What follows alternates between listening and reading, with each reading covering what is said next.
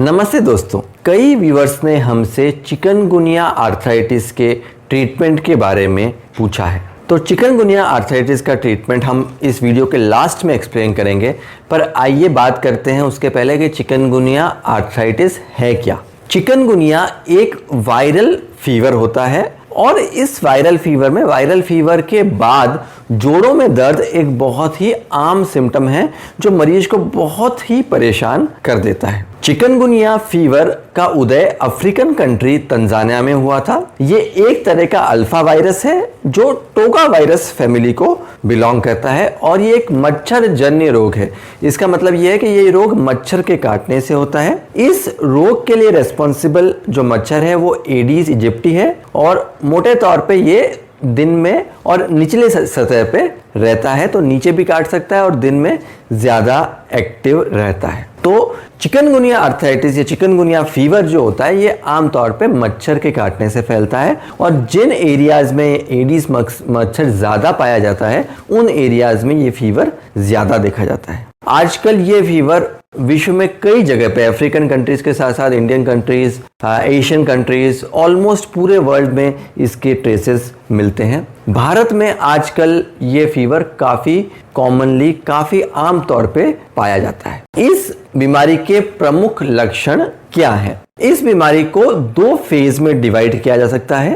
एक acute phase, इसका मतलब जब फीवर आता है और बुखार आता है और उस समय जो तकलीफ होती है वो, और क्रॉनिक फेज, इसका मतलब होता है कि जब फीवर निकल जाता है और उसके बाद जो जोड़ों में दर्द, कमजोरी और तकलीफ हो जाती है वो। तो पहले हम बात करते हैं बुखार और बुखार के आसपास वाले फेज के बारे में। ये फेज आमतौर पे 3 महीने से कम की ड्यूरेशन का होता है। इसको एक्यूट फेज बोलते हैं। पहले 5 से 10 दिन सबसे खराब होते हैं और ये वायरीमिया का फेज होता है। इसका अभिप्राय यह है कि आपके शरीर में वायरस की मात्रा काफी बढ़ जाती है और इसमें तेज बुखार आ सकता है, ठंड लग के बुखार आ सकता है और तेज बुखार आ सकता है। उसके साथ साथ पूरे ही शरीर में दर्द, जोड़ों में दर्द, मांसपेशियों में दर्द, हड्डियों में दर्द हो सकता है। पूरे शरीर पे लाली आ सकती है, आपकी आंखें भी लाल हो सकती हैं और काफी कमजोरी और वीकनेस शरीर में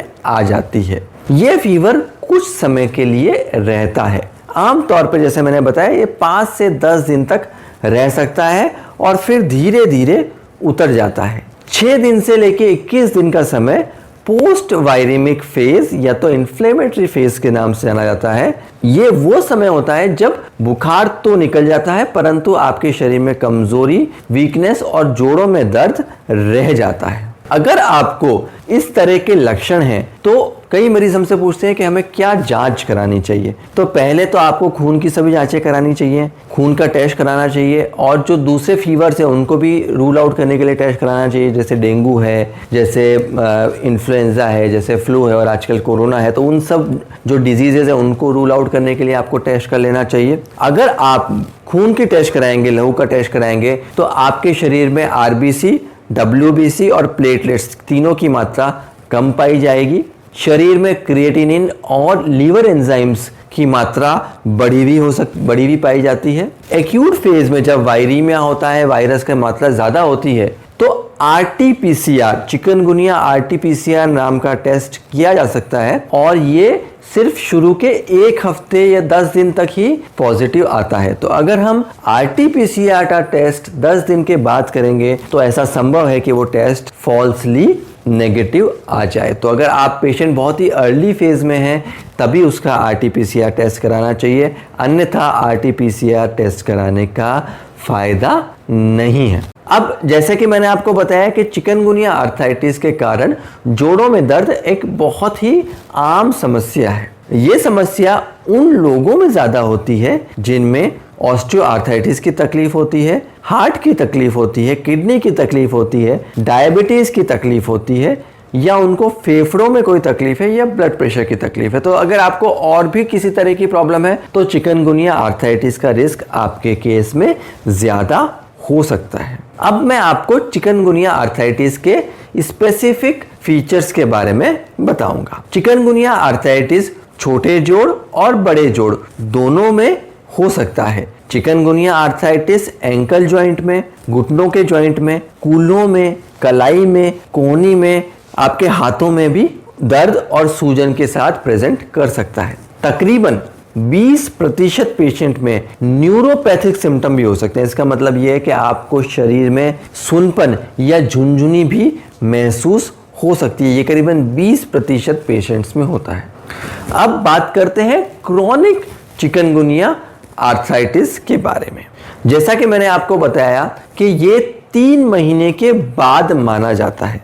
आपको एक्यूट फीवर हुआ, एक्यूट सिम्टम हुए, फीवर उतर गया और उसके 3 महीने बाद भी अगर आपको जोड़ों में दर्द बना हुआ है, जोड़ों में सूजन बनी हुई है, तो ये चिकनगुनिया आर्थराइटिस या चिकनगुनिया साइनोवाइटिस का लक्षण हो सकता है। चिकनगुनिया आर्थराइटिस में सभी मरीज एक्यूट से क्रॉनिक स्टेज में नहीं जाते और ये प्रिडिक्ट करना भी बहुत मुश्किल है कि किस मरीज को आगे जाके लक्षण रहने वाले हैं और किसको रहने वाले नहीं हैं। तकरीबन 4% से लेकर 70 से 75% पेशेंट्स में जो लक्षण है वो लंबे समय तक रह सकते हैं। लंबे समय तक अगर लक्षण रह रहे हैं तो फिर इसका उपचार प्रॉपर तरीके से करना आवश्यक है और उस कंडीशन में गठिया वाय के रिलेटेड जो दवाइयाँ होती हैं वो देकर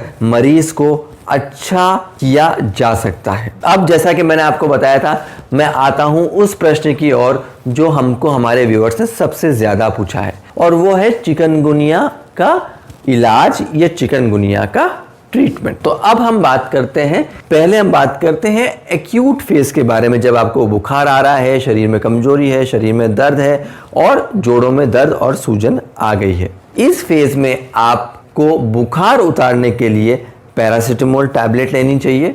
शरीर में पानी की मात्रा अच्छी बनी रहे इसके लिए पीने का पानी सही मात्रा में लेना चाहिए। लिक्विड्स, जूस, ठंडा आप ज़्यादा से ज़्यादा लें। अगर सिम्टम्स, अगर परेशानी बहुत ज़्यादा है तो कुछ समय के लिए शॉर्ट ड्यूरेशन में स्टीरॉइड्स दिए जा सकते हैं, परंतु ध्यान रहे लंबे समय के लिए इनका प्रयोग ना करें और जब भी स्टीरॉइड टैबलेट का प्रयोग करें तो सेल्फ मेडिटेशन ना करें, आपके चिकित्सक से परामर्श करके ही स्टीरॉइड्स की टैबलेट लें। खास ध्यान रहे कि इस तरह की टैबलेट्स लेने से पहले अपने चिकित्सक से परामर्श ज़रूर लें।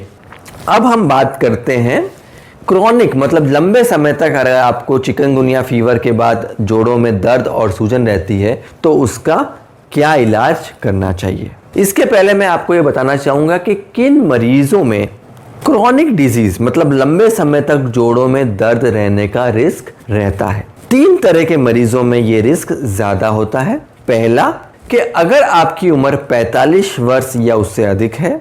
दूसरा, अगर आपके शरीर में शुरू में वायरल लोड 10⁻⁹ से भी ज़्यादा रहा है और आपकी बॉडी में एक सीवियर इम्यून रिस्पॉन्स आया था, मतलब बहुत ज़्यादा वीकनेस, कमज़ोरी और इस तरह के सिम्टम्स फीवर के बाद आए थे, तो क्रोनिक मतलब लंबे समय तक तकलीफ लेने का रिस्क ज़्यादा रहता है। अगर आपको लंबे समय तक ये तकलीफ रहती है, अगर ये दर्द आपको ज़्यादा परेशान कर रहा है, जोड़ों में दर्द और सूजन अधिक है, तो इसका अभिप्राय यह है कि चिकनगुनिया आर्थराइटिस आपके बॉडी के इम्यून रिस्पॉन्स के साथ मिलके एक गठिया वाय की तरह का लक्षण आपके शरीर में दे रहा है और इस परिस्थिति में गठिया वाय की दवाइयाँ काफ़ी कामगार सिद्ध होती हैं। तो जैसा कि मैंने आपको बताया कि चिकनगुनिया आर्थराइटिस एक बहुत ही कॉमन प्रॉब्लम है। Chikungunya arthritis